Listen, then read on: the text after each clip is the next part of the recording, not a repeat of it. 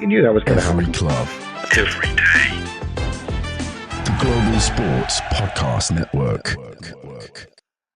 Hello and welcome to the Daily Newcastle podcast, and you have joined us today after Brighton Hove Albion have beaten Newcastle United to end the hopes of FA Cup glory in 2025, but they've also ended the hopes of the treble. Little joke there, because let's be honest, it was never happening. But I am Michael Grahamslaw, and I am your host for this episode, and you might have heard one of the guests I'm joined by today, but I'm going to introduce them both at the same time. I'm joined by Kevin, Esther, and Iain Mackay. Gents, Hey, I'll start with you, Kev. How's it going? all good. It's been a mental week for me, but I mean, it's a bit disappointing. But yeah, you know me, I'm way too positive to be a Newcastle fan. But yeah, I'll get to that in a second. Yeah, Mr. Positivity on your side, Mr. Negativity on mine, but the man that balances us out is Iain. How's it going, Iain? You doing well? Well, if balancing you out means you've got to be very, very flat, then yeah, I'm super flat after that performance. And by the way, from Mr. Negativity, you're sounding way too bloody cheerful after sitting through that 2 hours. Professionalism is my middle name, and loud is my other middle name, unfortunately. But we have a lot to get through, gents, and I'll start at pre-match. Newcastle made a number of changes. Lewis Hall out with an injury, which thankfully doesn't sound too bad. Murphy, Bruno and Willock were rotated with Miley, Joe Linton and Barnes. I had about 10 questions I wanted to ask, but as it's got no extra time, can't really do the normal format, so I'll start with the situation in goal. Martin Dubravka came in for Newcastle today. I think he had a good game, despite a little bit of a distribution problem for the second goal. He's potentially at fault. My question is, do you think Eddie Howe is beginning to question who his number one might actually be? Because it was another poor performance by Nick Pope in midweek. Dubravka had a decent game today, made some saves that I wasn't expecting him to be honest. The one, I believe it's extra time from the free, might be a free kick or a long shot, low down, can't remember. Pope's really lacking sharpness. Are we going to see a battle for that spot in the coming weeks, do you think, Kev? Do you think we're going to see more rotation, or do you think it's just Nick Pope straight back in? I think Pope's number one, but Dubravka got the game because it's a cup game. Maybe, I don't know. Like obviously, cup keepers we have now. Teams have cup keepers, don't we? And Dubravka wasn't that for 100%. A long time. But I think with Pope coming in to the league game, I think he'll stick with him. I don't think he dropped Pope today. I think he rotated the goalkeepers because it was an FA Cup game. And I think the nice thing about it is he's got two he trusts. But we could both, well, not Dubravka as much. I'm not going to be too harsh on him. The second goal we'll get into later on. But I think in a minute, Dubravka is in better form. I think that's undeniable. And Dubravka does look sharp. He made some brilliant saves today, to be fair to him. So I actually think, personally, Dubravka would be number one on form. But I think Howe might just try and get Pope sharpness. Because I think when they're both fully fit and they're both sharp, Pope overall is still a better keeper, just even though he's got problems with his feet. Yeah, I tend to agree. But what do you think, Iain? Do you think Nick Pope's beginning to run out of chances before the cup final? Well, I agree with what Kev said. I think it was in the FA Cup, so he could rotate the goalkeepers, also not fall out completely with Dubravka because he just missed one game. However, I can remember Eddie Howe bigging up Nick Pope as the best shot stopper in the league just before he went down in slow motion to let that one go right through the middle of the goal on Wednesday. And then Dubravka has pulled out 2 or 3 excellent stopping saves today. So I'm hoping that Howe hasn't made his mind up and that there is a competition that he will pick the keeper that looks the most in form, which for me is Dubravka at the minute. I know, he's given something away for the second goal, but we're into extra time there. Nothing in the 90 minutes of the match itself, and I thought his distribution was pretty good. With the ball at his feet, I would go Dubravka. And I get what you're saying, Kev, that Howe might have decided Nick Pope is number one. That would have been true for each of the last 2 or 3 seasons. I'm not sure it's true now. Pope's not looked as good, even when he's been back. He hasn't returned from injury the same player, has he? And I agree. I think my personal choice right now would be Dubravka. I just think Pope's been number one for 3 years, pretty much. I think when it comes to a final, he probably trusts Pope slightly more, I think. Yeah, you may well be right. It's a very interesting situation because in most situations going into a cup final, your best players at 70% are often better than their backups at 100. But it doesn't even seem like Nick Pope's at that level right now, unfortunately. And Dubravka showed today that, there is those chances of making top saves against the likes of Salah, etc. Obviously, that kind of quality wasn't there today, but it was still a very good team. And I don't know if it's Pope's rushed himself to get back, he's lacking the confidence, or maybe, there's still just a little something there that he's feeling. But we need to figure it out before we get to the cup final with 100%. But moving into the first half, it was a very nervy start of the game, I would say. Neither side really had the ascendancy when you take the 20 minutes or whatever it was before the goal as a whole. But Newcastle were the side that had that big chance early on from Alexander Isak. Iain, what did you make of the start? Were you happy with it? I was a bit nervous myself when they kicked off with Tino in left back, no Lewis Hall. Because Brighton have, with Matoma and Minter, fantastic wingers. You want your fullbacks to be really, really on it. And I thought Livramento acquitted himself really, really well in that first part of that game. It was always going to be super close, always, and it was throughout that game. I did think when we made the breakthrough that would just get on over the head, and we'd push on from that and be able to maintain that. But it's after we score really that I'm start scratching my head and wondering what the hell is going on. There was a little bit of nervousness, but it's natural, isn't it? Fifth round of the big cup game. One more win after this to get through to Wembley. Yeah. I thought they did all right. What do you think, Kev? Do you think it was a decent enough start to the game, or were you maybe expecting a little bit more? Probably expecting a little bit more with us being at home and it being an FA Cup game and all that jazz, which has followed the cup. We've got a cup fever this year, haven't we, with the League Cup and the thought of getting to the FA Cup final as well.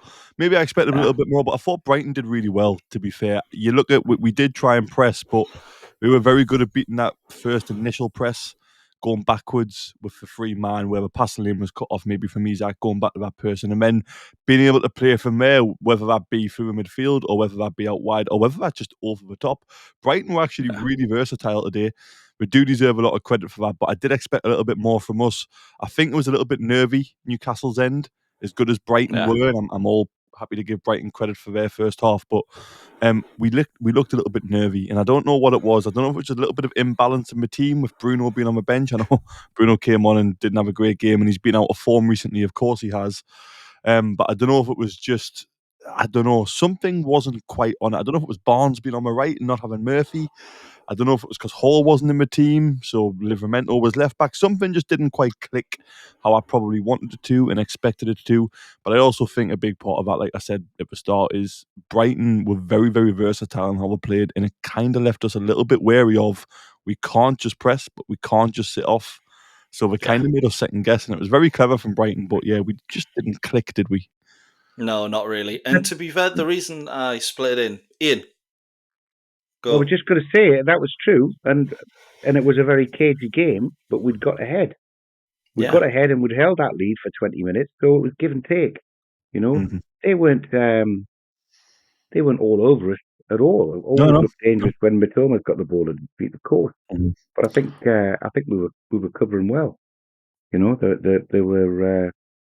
weren't many gaps for them to get through. Yep. So I was super disappointed that a not very sophisticated move down the right, which we nearly cut out 2 or 3 times. Managed to land it. It was a throw-in, which is the worst part. It's a throw-in we've conceded off, but the first touch is very good. I think it's Minter who touches it inside and then gets it. Yeah, it is. The first touch is very good, but it's so disappointing from a throw-in, and you're letting Minter, who, I mean, we've got big Dan Burn, that left central side. Why is Burn not winning out? Or why is somebody not? I mean, you've got to beat him in the air, or you've got to get in front of him off a throw-in. It's basic, isn't it? But then after that, I think it is a good turn. It's a very well-weighted pass back from Pedro, I think it might be. And then, from there, it's not a bad goal from there, but it's very frustrating that it came from a throw-in. That was my kind of initial reaction to it of, come on, it's a throw-in. It's what I meant by not being very sophisticated. We weren't undone by some fantastic training ground set play or anything. It was just push it, get it forward. I think the worst thing about it for me is that when Minte beats anyone for pace, you'd think, oh, he's up against Anthony Gordon. Gordon might have him here. Any other player on the pitch, you're thinking, he's away. It's going to happen. But you were thinking, oh, Gordon might get it, but realistic, he was nowhere near him. And Trippier is very unlucky. For those that haven't seen it just yet, Trippier slides across. It looks like Dubravka might get a hand on it from the trajectory of the ball, but he's going to knock it straight into the path of Mitoma. So you can't really blame Kieran Trippier for it deflecting off him and smashing into the back of the net. Yeah. It kind of did turn into the Yankuba Minte show towards the end of the second half. Obviously, he's at fault for our penalty, which I thought was really good work from the returning Joe Linton and Livramento, who usually I'm his biggest critic, but I thought for the first 70 minutes of the game, I thought he was excellent. But again, as you mentioned, we were quite comfortable up until that goal. But at the same time, we weren't dominating. Do we think 1-1 was a fair score going into half-time? Obviously, two teams scored one goal, so ultimately it is. But off the balance of play, would you say it was about right? What do you think, Iain? It probably was about right. It was close. All the way through, it was close. However, where the home team were gone ahead, 52,000 in the ground, they had started getting a little bit involved. And we'd seen it through to, a minute or 2 minutes before half-time. Yeah, so I was disappointed to concede so close to half-time and such a soft goal as well, really. I mean, I know there was some good interplay on it, but like I say, it's not really a high-risk area, throwing it in on the halfway line. So, yeah, I mean, it was probably fair, but I would have much preferred, obviously, had we done what we would normally do at home and gone in at 1-0. Yeah, I completely agree. What do you think, Kev? Was 1-1 fair result at half-time? Yeah, spot on for me, to be fair. Even about their goal, it was very simple, but a little bit of nice interplay. But you shouldn't be conceding off a throw-in on the halfway line. But I think it was fair. I think Brighton probably aren't going to get the credit because I think a lot of their good work was off the ball and a lot of their good work was kind of tactically being very adaptable. But yeah, it was fair. Yeah, I have to admit, it was a very good tactical performance from Brighton, and you're completely right there. But what I will add to end this part, Baliba's challenge on Joe Linton at the end of the first half, I think he's very lucky on who he slid in, because 90% of the midfielders in this league, in the Premier League, will go down, they'll start screaming, they'll act like their ankle's broken. Joe Linton just gets straight up and he's just like, it happened. VAR would have had a decision to make with any other player on the pitch, I think. But to be honest, Joe Linton gets straight back up, and I do think the yellow card is the right decision. This isn't me saying they should have had a red, but Baliba, red card, maybe should have happened more in the second half. But nevertheless, we're going to go on to our first advert of the day from Bioniq. Your body is unique. And Global Sports Podcast Network has partnered with Bioniq, the world's most personalised supplements. Bioniq provide 100% tailor-made supplements, designed to deliver precisely what your body needs at exactly the right levels to optimise your health. No guessing. So click the link in the show notes. Use the code GSPN2025 for 40% off your first month's subscription. Bioniq. Don't settle for off-the-shelf solutions made for just anybody. Get what's right for you right now. And going into the second half, I'm immediately thinking Newcastle need to get Gordon and Barnes running at Tyreek Lamptey, who picked up a yellow card in the first half. Baliba, he's covering midfielder, has just picked up a yellow card in the second, but the last second of the first half. But nothing really seemed to change for me at the start of the second half. It was, Brighton had two really good chances. João Pedro had one blocked. Mitoma somehow managed to hit it into one of the stands out for a throw-in, despite being in the box and actually having a really good opportunity.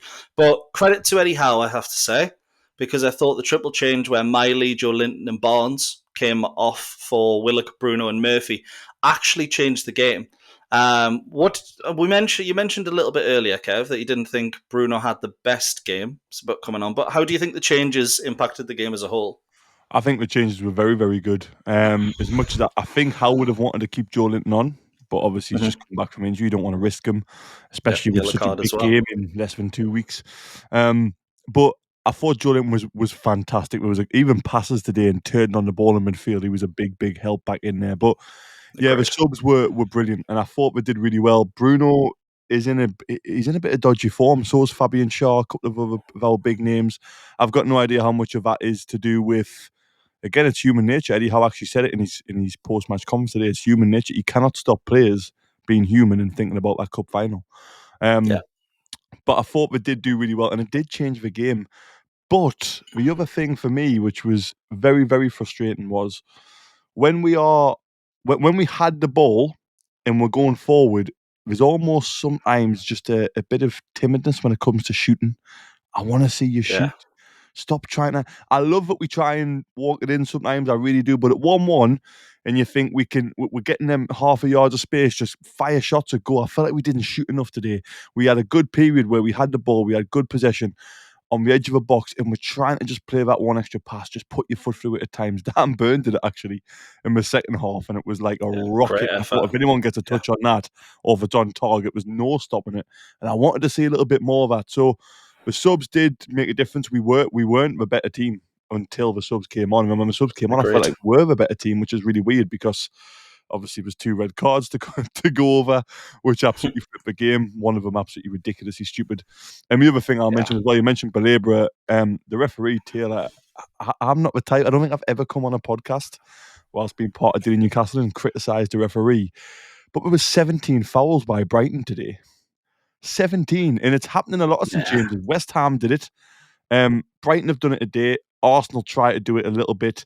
Bournemouth did it. Every time our midfielders get a little bit of space in a yard, we're just getting fouled.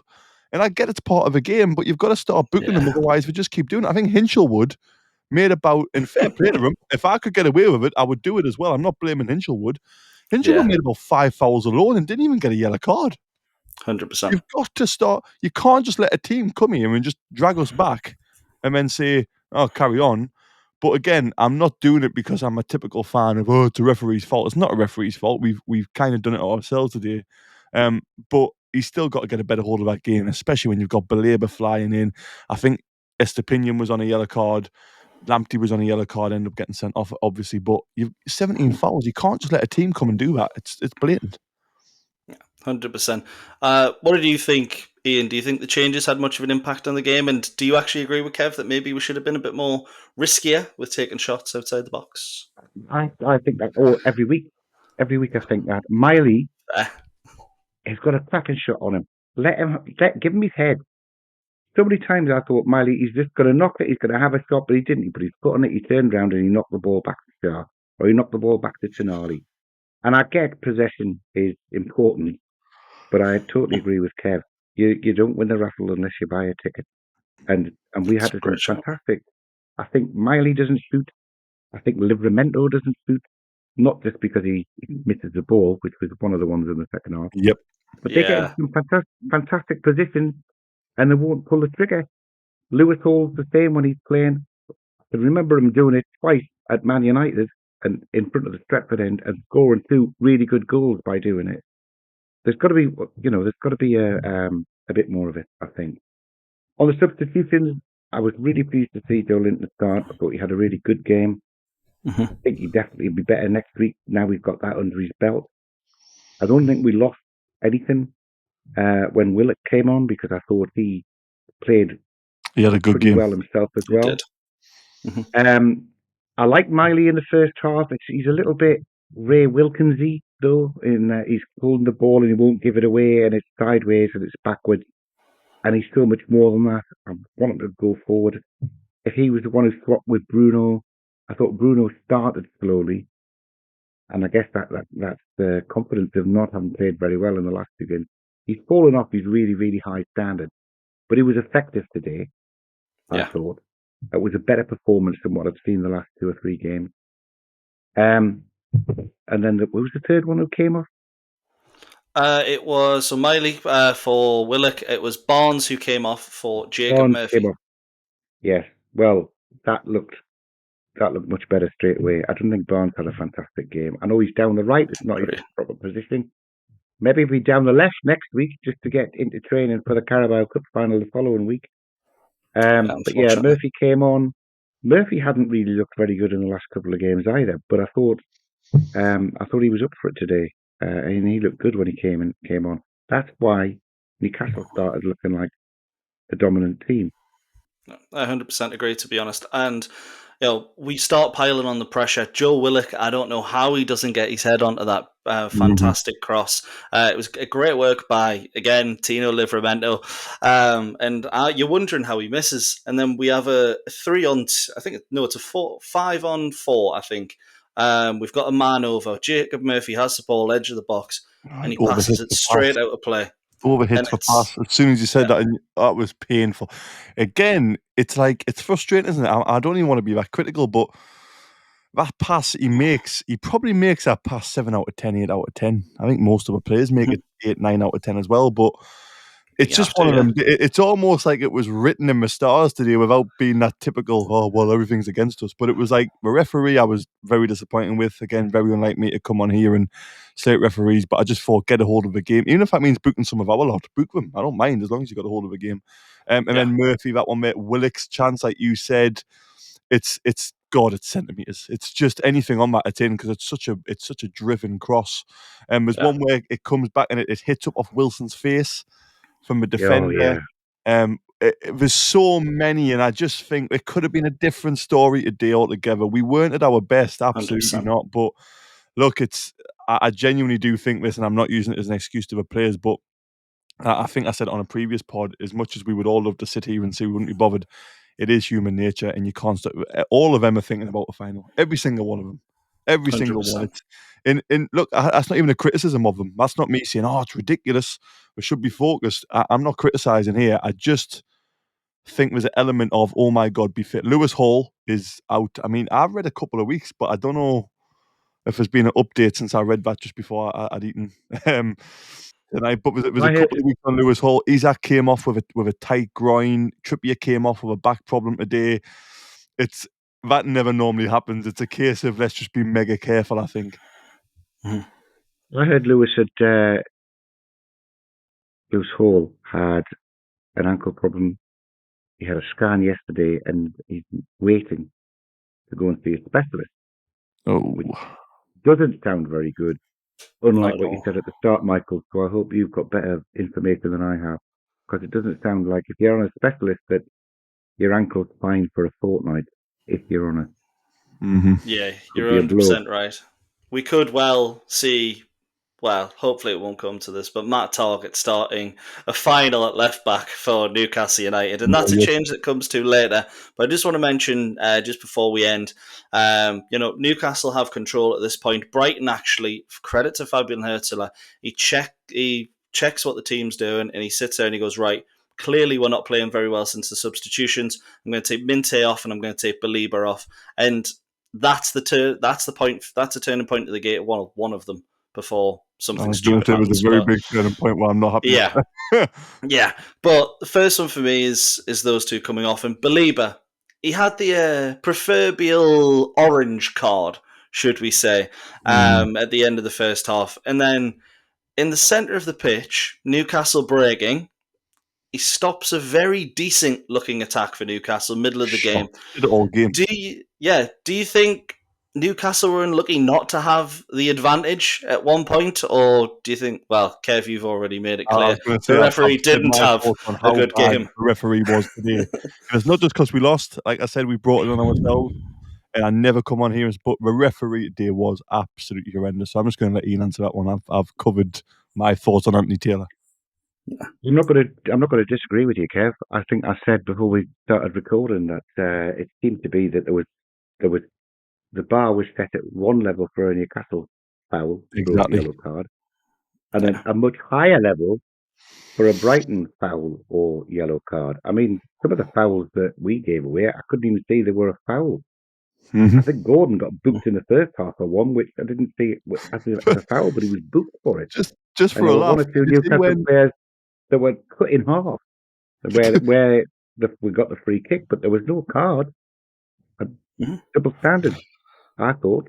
Out of a bit of a laugh, did you see when I think it was Esther or somebody slipped, knocked the ball out of play, Dan Burn fell over him, and rather than give us a throw in, he gave a free kick to Brighton. The player slipped. Everybody could see the player slipped. And I was like, this isn't real life. This is a wind-up. It's like a comedy sketch. Beadle's going to come out and tell us it's all one big joke. But, like, what was happening? The guy slipped. Burn fell over the guy who slipped. And I was a bit like, that's not a foul, but you give them a free kick and then let the keeper take it 10 yards further up the pitch. Honestly, I'd never get infuriated at referees that much because I think it's a very hard job and it's probably the hardest job in football, which is non-playing. But oh my goodness, he was awful today. And Taylor's the one who sent Pope off, even though that was also hard. He's the one who sent Pope off to miss the League Cup final last time. He's also the one who sent Gordon off this time. Actually, I tell you what, before we go to the Anthony Gordon sending off, we're going to have our second advert of the day, and this one's going to be a new one from Zencastr. Here at the Global Sports Podcast Network, we have spent a lot of time selecting our delivery platform, and Zencastr came out a clear winner, with 4K video recording from your phone and AI editing that automatically removes all those ums and ahs. It is super easy to start a podcast that sounds great and is delivered efficiently. If you're ready to tell your story, check out the link in the show description to learn more about Zencastr. And then we see the stupidest thing I have ever seen in my life by Anthony Gordon. Unbelievable. Who, while the ball isn't even in play because it has been deemed offside. Oh my God. And what makes it worse is everyone's thinking about the cup final because it's human nature, but at that moment he's clearly not. What an absolute numpty. Like, I love Gordon, honestly. He's a good player. He's been brilliant for us, and I don't want to just let this affect everything. But my God, you obviously know, you silly man, that the League Cup final is in 2 days. If you're going to get sent off, get 2 yellows, and it's only one game. I can forgive you for that. Whatever. Don't throw your arms out when the ball's not in play. Come on, Gordon. You're better than that. You're a really good player. I love you for Newcastle. You've been fantastic. I'm not. But come on, that is the stupidest thing I've seen in a long time. 100%. And for the... Sorry, go ahead. It's all right. I have to say, I've seen Gordon get up from being sized down, being pulled down. Every game, he's pulled down. He sort of shrugs and gets up and gets on with it. He doesn't react. He generally doesn't react. He might have a little bit of a joke with him. I remember that Sunderland player. But he asked him whether he wanted his shirt and told him just to wait till the end of the game and he would let him have it. That's what you need. I don't know what was going on there. I mean, it took me by surprise. It's only afterwards that I've seen how ridiculous it is. Yeah. This is the game I'd stop watching because the flag's up and the attack's over. I'm waiting to see whether we're jogging back to get a position, and then suddenly the ref's got the red card in his hand. Just totally unnecessary. And he knows it, doesn't he? He'll be absolutely gutted tonight. All of his family will be delighted. Because he got sent off for kicking the ball away or something before he went back to Everton for the first time. And then there's loads of rumours now he's a Liverpool fan. And I don't think this, by the way. I think this is just a ridiculous theory. Surely he didn't do it on purpose to avoid that cup final. Surely not. We love him too much for him to do that. I don't think that's true, but it's just such weird timing. Like, why would you react like that? And what Iain just said there, he's normally laughing it off. He's normally getting back up. He's normally winding him up or having a joke with him. To just react like that is... God, the timing couldn't be worse. It just. How the hell do you explain that? Good luck. Yeah, I think he had an incident with Van Hecke just beforehand, and it was literally in the series of play just beforehand. And you looked at Gordon and you were like, "Oh, he's getting over it. It's fine. It's like there's nothing wrong with him. He just looks his normal style." But Van Hecke has clearly got in his head because that Gordon's in there. He's trying to still tangle with Van Hecke when the ball's gone, and then Van Hecke's just a little bit stronger than him, shoves him out of the way. And for those that haven't watched the game or have lived under a rock for the last 2 days, which, to be fair, probably had a better time than those watching the game, Gordon puts his hands out, both hands straight at the back of Van Hecke's head, like he's given CPR to someone, 2 hands, strong. if it was in that case, the person would be alive. But Van Egger, obviously, back of the head, you'd have problems. And it really is, it is an abysmal thing for Anthony Gordon to do. I think everyone's in agreement that it's a red card. I've seen so many people on Twitter, X, whatever you want to call it, saying, "Oh, we'll appeal it, and maybe it'll get overturned." That's not getting overturned. No, it's Harvey Barnes' time. Unfortunately. What is frustrating as well, you mentioned before that Joe Linton got straight back up. I mean, Van Hecker, I know he's going to make a meal of it. He wants him sent off. I mean, I've been pushed on the back of the head. Oh, God, I don't even want to finish our sentence with Iain. Iain right there.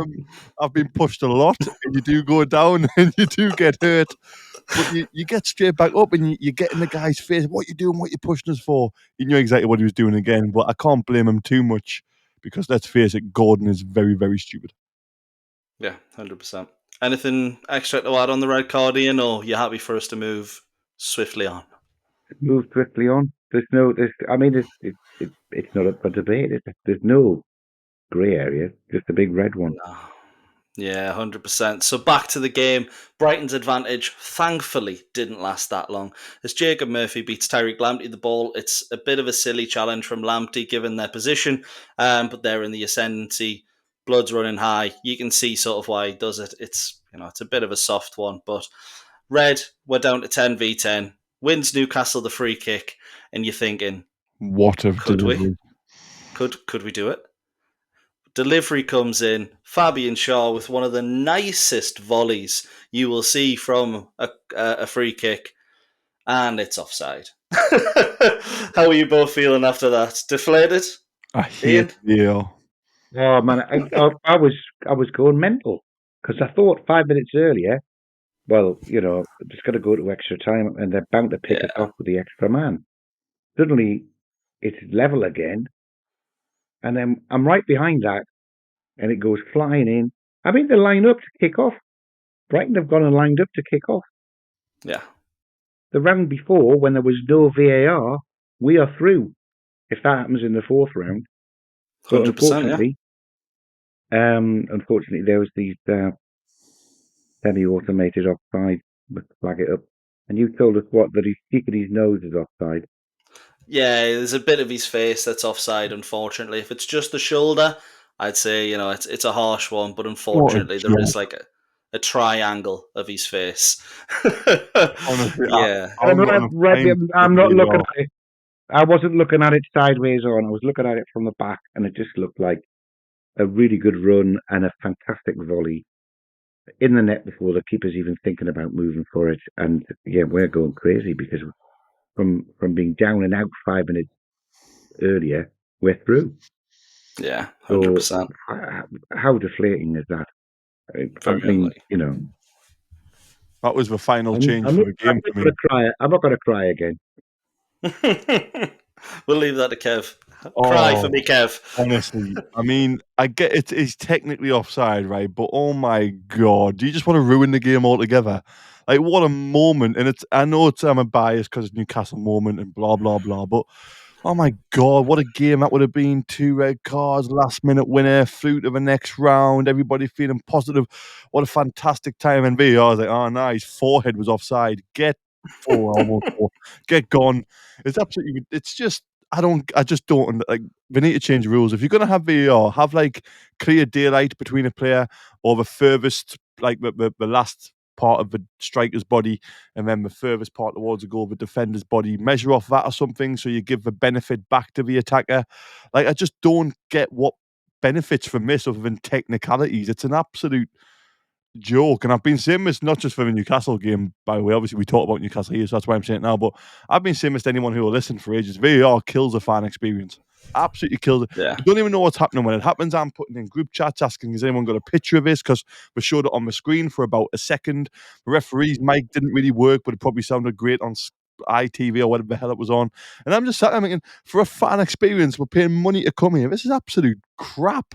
Like, I just don't get why you want to take moments out away from football. If he was miles offside, I get it.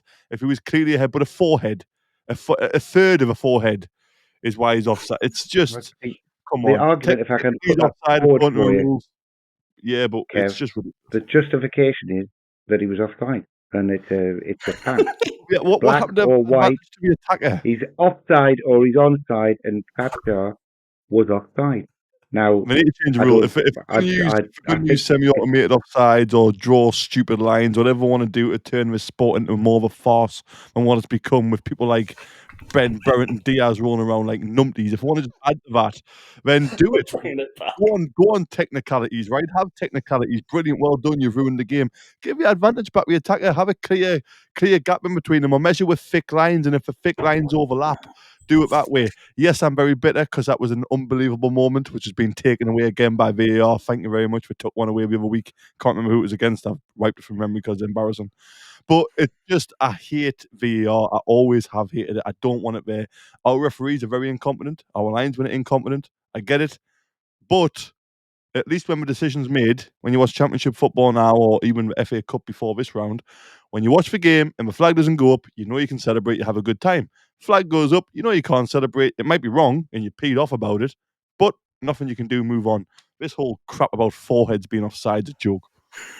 Yeah, I agree with you. Right, I'm not pointing out that the I think it should be offside because either it is or it isn't offside. It is, But that's why it's happening. But I agree entirely with you. It was such a good goal. There's not. I mean, do you think Brighton thought that Fabstar had any additional advantage by being where he was rather than an No inch and a chance. half further back? He didn't even score with his forehead. That's what makes it worse. Yeah. Oh. I think maybe, and I am very sorry to anyone listening that we've unearthed this can of worms. Yeah, sorry. But I think just one last thing on it. It probably should be based off the point of the player that is scored with.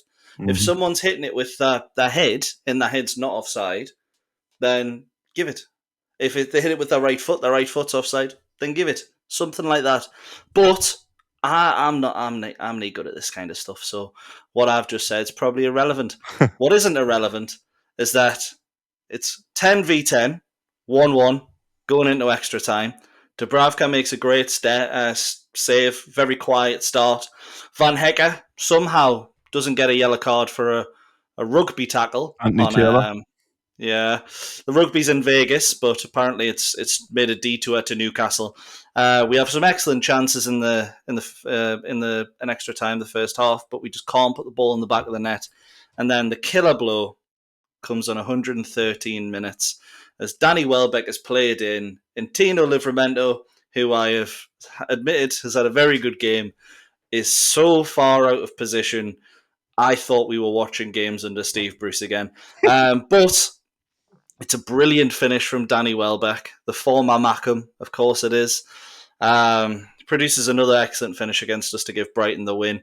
What did you think about the goal? Is it Livramento, or do you think it's Dubravka's distribution just beforehand? Because he does give it straight back to Brighton from not a good position, but too many mistakes. Who would you say is at fault, Kev? Well, it's difficult. I think Tino is definitely got a bit to blame, but he's had a great game and he's knackered. You can see he's knackered before that moment. He's struggling to move. I don't know if we haven't got. I mean, Kraft's on the bench. Could you not have brought Kraft on potentially? I don't really want to blame management too much. He's obviously said he's fine. He's obviously said I'm okay to play here.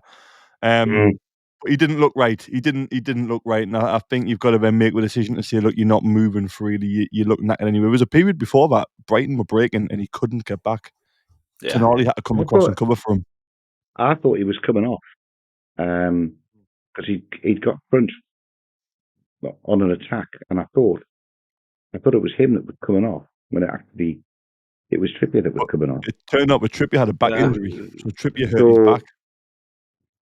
When I saw Target coming on, I thought it was straight swap, but he was coming on for Livramento because Livramento had got crunch that early in the second half.